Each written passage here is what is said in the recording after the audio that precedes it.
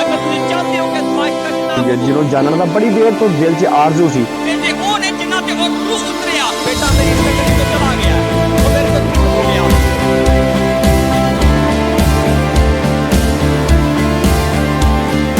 ਕਿ ਦੁਨੀਆ ਦੇ ਵਿੱਚ ਆਇਆ ਤੇ ਹਰ ਇੱਕ ਚੀਜ਼ ਨੂੰ ਆ ਕੇ ਸਾਡੇ ਵਾਸਤੇ ਬਰਦਾਸ਼ਤ ਕੀਤਾ। ਬਰਦਾਸ਼ਤ ਦੀ ਇੰਤਹਾ ਐਸੀ ਕਿ ਆਪਣੀ ਜ਼ਿੰਦਗੀ ਦੁਨੀਆ ਦੇ ਵਿੱਚ ਰਹਿ ਕੇ ਹਰ ਤਰ੍ਹਾਂ ਦੇ ਹਾਲਾਤਾਂ ਦੇ ਵਿੱਚ ਗੁਜ਼ਾਰੀ। ਉਹ ਗੁਜ਼ਾਰ ਕੇ ਸਰੀਰ ਤੇ ਜਾਨ ਦਿੱਤੀ, ਮਰ ਗਿਆ। ਆਪਣੇ ਆਪ ਨੂੰ ਦੁਨੀਆ ਦੇ ਕੰਟਰੋਲ 'ਚ ਕਰ ਦਿੱਤਾ, ਉਹਦੇ ਹੱਥਾਂ 'ਚ ਦੇ ਕੇ ਆਪਣੀ ਜਾਨ ਗਵਾ ਲਈ। ਤੁਸੀਂ ਸੋਚੋ ਕਿ ਮੈਂ ਉਹਦੇ ਕੋਲ ਕੀ ਲੈਣ ਆਇਆ ਵਾਂ। ਉਹ ਆਇਆ ਬਾਪ ਦੇ ਮਕਸਦ ਨੂੰ ਪੂਰਾ ਕਰਨ ਵਾਸਤੇ ਆਇਆ, ਕਿਉਂਕਿ ਬਾਪ ਨੂੰ ਇਸ ਗੱਲ ਦੀ ਪਰਵਾਹ ਸੀ ਕਿ ਅਦਨ ਦੇ ਵਿੱਚ ਬੇਟੇ ਤੋਂ ਜੁਦਾਈ ਹੋਈ ਏ।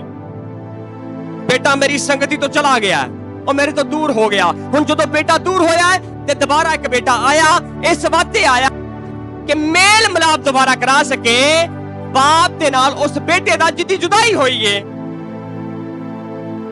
ਹੁਣ ਉਸ ਬੇਟੇ ਦੀ ਜੁਦਾਈ ਖਤਮ ਕਰਨ ਵਾਸਤੇ, ਬਾਪ ਦੇ ਨਾਲ ਦੁਬਾਰਾ ਮਿਲਾਉਣ ਵਾਸਤੇ ਉਹ ਦੁਨੀਆ ਦੇ ਵਿੱਚ ਆਇਆ। ਉਹਨੂੰ ਕੀ ਲੱਗੇ ਇਸ ਗੱਲ ਦੇ ਨਾਲ ਕਿ ਮੇਰੇ ਕੋਲ ਅਸਾਇਸ਼ਾਤ ਹੈ ਨੇ ਕਿ ਨਹੀਂ, ਮੇਰੇ ਕੋਲ ਦੁਨੀਆਦਾਰੀ ਦੀ ਹਰ ਇੱਕ ਚੀਜ਼ ਹੈ ਵੀ ਕਿ ਨਹੀਂ। ਉਹਨੂੰ ਇੱਕ ਗੱਲ ਦਾ ਪਤਾ ਕਿ ਰਾਸਤਬਾਜ਼ੀ ਨੂੰ ਪੂਰਾ ਕਰੋ। ਉਹਨੂੰ ਇੱਕ ਗੱਲ ਦਾ ਪਤਾ ਕਿ ਦਿਆਨਤਦਾਰੀ ਦੇ ਨਾਲ ਚੱਲੋ, ਹਾਲਾਤ ਜਿਹੋ ਜਿਹੇ ਨੇ ਉਹਦੇ ਨਾਲ ਵਫਾਦਾਰ ਰਹੋ। ਪੂਰੀ ਬਾਈਬਲ ਯਿਸੂ ਮਸੀਹ ਦੀ ਤਾਲੀਮ ਦੇ ਵਿੱਚ ਇੱਕ ਬੰਦਾ, ਰਸੂਲਾਂ ਦੇ ਵਿੱਚ ਇੱਕ ਬੰਦਾ ਐਸਾ ਨਹੀਂ ਸੀ ਜਿਨਨੇ ਆ ਕੇ ਆਪਣੀਆਂ ਜ਼ਰੂਰਤਾਂ, ਆਪਣੀ ਜ਼ਿੰਦਗੀ ਨੂੰ ਬਿਹਤਰ ਕਰਨ ਦੀ ਗੱਲ ਕੀਤੀ। ਹਰ ਇੱਕ ਨੇ ਆ ਕੇ ਦੱਸਿਆ ਕਿ ਨਹੀਂ, ਬਾਪ ਦੀ ਮਰਜ਼ੀ, ਖੁਦਾ ਦੀ ਮਰਜ਼ੀ, ਖੁਦਾ ਦੀ ਮਰਜ਼ੀ ਨੂੰ ਪੂਰਾ ਕਰੋ। ਨਰਾਜ਼ਗੀ ਨੂੰ ਆਪਣੀ ਜ਼ਿੰਦਗੀ 'ਚ ਕੱਢੋ, ਬਾਜ਼ੀ ਦੇ ਨਾਲ ਚੱਲੋ, ਉਹਦੀ ਮਰਜ਼ੀ ਦੇ ਮੁਤਾਬਕ ਚੱਲੋ। ਇਹੀ ਗੱਲ ਸੀ, ਹਰ ਇੱਕ ਦੀ ਇਹੀ ਗੱਲ ਸੀ।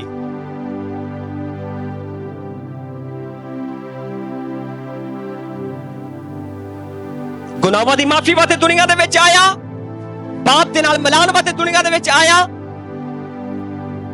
ਤਵੱਕੋ ਕੀ ਏ ਸਾਡੀ ਤੋਂ, ਤਵੱਕੋ ਕੀ ਰੱਖੀ ਉਹਨੇ, ਉਹ ਚਾਹੁੰਦਾ ਕੀ ਏ ਸਾਡੇ ਤੋਂ। ਆਪਾਂ ਦੇਖਾਂਗੇ ਬਾਈਬਲ 'ਚੋਂ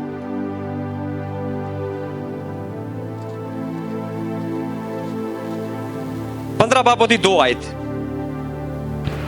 जो डाली मुझ में है और फल नहीं लाती उसे वो काट डालता है, और जो फल लाती है उसे छांटता है ताकि ज्यादा फल लाए।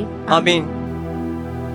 ਯਿਸੂ ਮਸੀਹ ਦੇ ਬਾਰੇ ਇੱਕ ਗੱਲ ਅਸੀਂ ਪੜ੍ਹ ਰਹੇ ਹਾਂ, ਉਹਦੀ ਆਪਣੀ ਤਾਲੀਮ ਦੇ ਵਿੱਚ ਜਿਹੜੀ ਉਹਨੇ ਕੀਤੀ, ਉਹ ਕੀ ਕਿ ਜਿਹੜੀ ਡਾਲੀ ਮੇਰੇ 'ਚ ਵੇ, ਜਿਹੜੀ ਆ ਕੇ ਮੇਰੇ 'ਚ ਲੱਗ ਗਈ ਏ, ਜਿਹੜੀ ਮੇਰੇ ਨਾਲ ਪੈਵਸਤ ਹੋ ਗਈ ਏ, ਜਿਹੜੀ ਮੇਰੇ ਨਾਲ ਜੁੜ ਗਈ ਏ, ਜਿਹੜੀ ਡਾਲੀ ਮੇਰੇ 'ਚ ਵੇ ਤੇ ਫਲ ਨਹੀਂ ਲਿਆਂਦੀ, ਉਹਨੂੰ ਕੀ ਕਰ, ਉਹ ਕੱਟ ਦਿੰਦਾ ਏ, ਉਹਨੂੰ ਉਹ ਲਾ ਦਿੰਦਾ ਏ, ਉਹਨੂੰ ਉਹ ਸੁੱਟ ਦਿੰਦਾ ਏ, ਉਹ ਕੱਟ ਦਿੱਤੀ ਜਾਂਦੀ ਏ।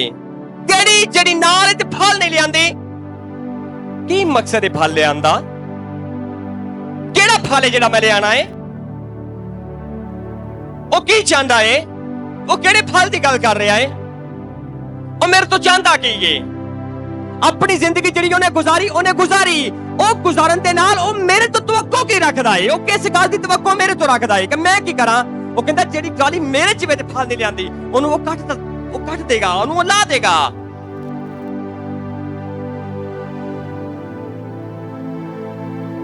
ਉਹ ਫਲ ਕੀ ਏ? ਉਹ ਕੀ ਏ ਫਲ ਜਿਹੜਾ ਮੈਂ ਲੈ ਕੇ ਆਣਾ ਏ? ਉਹ ਫਲ ਰਾਸਤਬਾਜ਼ੀ ਦੇ ਨਾਲ ਚੱਲਣਾ ਏ। ਉਹ ਆਪਣੀ ਜ਼ਿੰਦਗੀ ਨੂੰ ਬਿਹਤਰ ਕਰਕੇ ਉਹਦੀ ਹਜ਼ੂਰੀ 'ਚ ਚੱਲਣਾ, ਤੇ ਉਹਨਾਂ ਲੋਕਾਂ ਨੂੰ ਜਿਹੜੇ ਬਾਪ ਤੋਂ ਦੂਰ ਨੇ ਉਹਨਾਂ ਨੂੰ ਬਾਪ ਦੇ ਕੋਲ ਲਿਆਣਾ ਏ। ਉਹਦਾ ਮਕਸਦ ਇਹ ਵੇ ਕਿ ਉਹਦੇ ਲੋਕਾਂ ਨੂੰ, ਜਿਸ ਤਰ੍ਹਾਂ ਯਿਸੂ ਮਸੀਹ ਨੇ ਆ ਕੇ ਕੰਮ ਪੂਰਾ ਕੀਤਾ, ਉਹਨੇ ਆ ਕੇ ਲੋਕਾਂ ਨੂੰ ਬਾਪ ਦੇ ਨਾਲ ਜੋੜਿਆ। ਇਸੇ ਤਰ੍ਹਾਂ ਹਰ ਇੱਕ ਨੂੰ ਜਿਹੜਾ ਮਸੀਹ ਦੇ ਵਿੱਚ ਜੁੜ ਗਿਆ ਏ, ਜਿਹੜਾ ਆਇਆ, ਜਿਹੜਾ ਜੁੜਿਆ, ਉਹਦਾ ਕੰਮ ਕੀ ਏ? ਉਹ ਜ਼ਿੰਦਗੀਆਂ ਨੂੰ ਬਦਲਣ ਦੀ ਵਜ੍ਹਾ ਬਣੇ।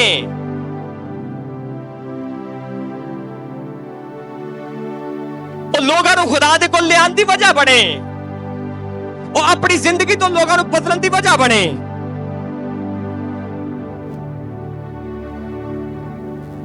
ਤੁਸੀਂ ਦੇਖੋਗੇ ਮੇਰੇ ਨਾਲ ਮੱਤੀ ਦੀ ਅੰਜੀਲ ਉਹਦਾ 12 ਬਾਬ ਉਹਦੀ 30 ਆਇਤ। जो मेरे साथ नहीं वो मेरे खिलाफ है, और जो मेरे साथ जमा नहीं करता वो बिखेरता है। आमीन। Hallelujah, hallelujah. कि जो मेरे साथ नहीं वो मेरे खिलाफ है, और जो मेरे साथ जमा नहीं करता वो बखेरता है। ओदी तलीम की है कि जमा करो, ओदी तलीम की है कि खुदा दे कोल आओ, ओदे कोल इकट्ठा करो, ओदे लोगां नूं इकट्ठा करो ओदे कोल। ओदी तलीम ए वे,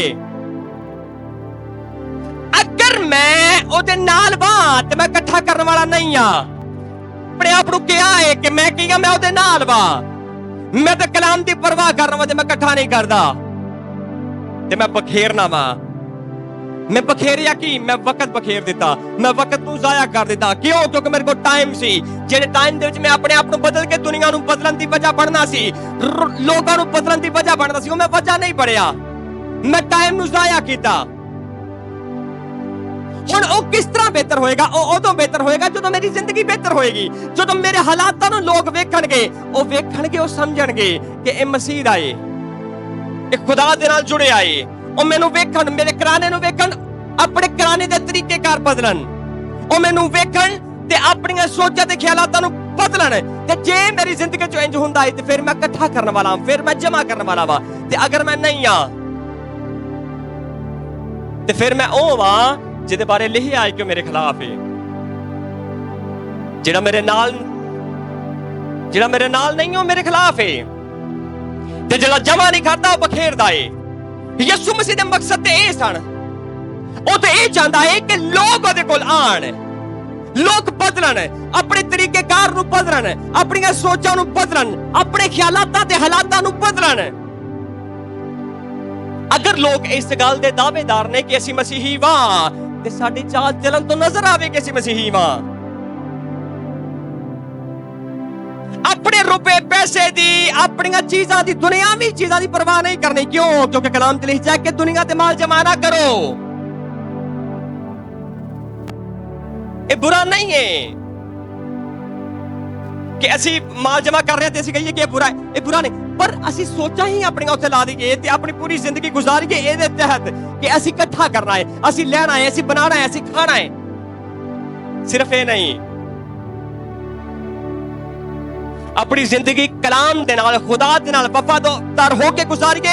ओ वफादारी दे विच गुजारन दे नाल ओ हालातां नूं वेखेगा। ओ जानदा जिन्ना हालातां दे विच ओने रखना है, ओनू नजर नहीं आंदा कलाम ते लिखिया है कि मैं जानना वा, तेरे मंगण तो पहले मैं जानना कि तेनू किस चीज दी जरूरत है।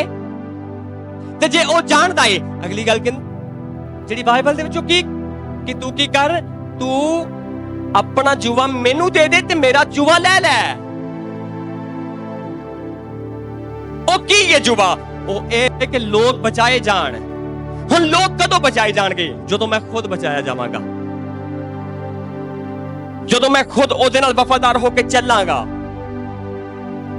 ਮੇਰੀ ਪਰਵਾਹ ਕਰੇਗਾ, ਮੈਂ ਉਹਦੇ ਕਲਾਮ ਦੀ ਪਰਵਾਹ ਕਰਾਂ, ਮੈਂ ਤਾਂ ਲੋਕਾਂ ਨੂੰ ਬਚਾਉਣ ਦੀ ਪਰਵਾਹ ਕਰਾਂ, ਮੈਂ ਰਾਸਤਬਾਜ਼ੀ ਨੂੰ ਕਾਇਮ ਕਰਨ ਦੀ ਪਰਵਾਹ ਕਰਾਂ।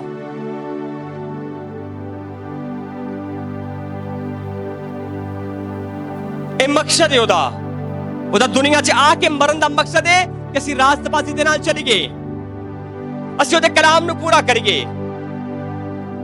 ਅਸੀਂ ਉਹਨੂੰ ਜਾਣੀਏ, ਉਹਦੇ ਕਵਾਨੀਨ ਤੇ ਚੱਲੀਏ।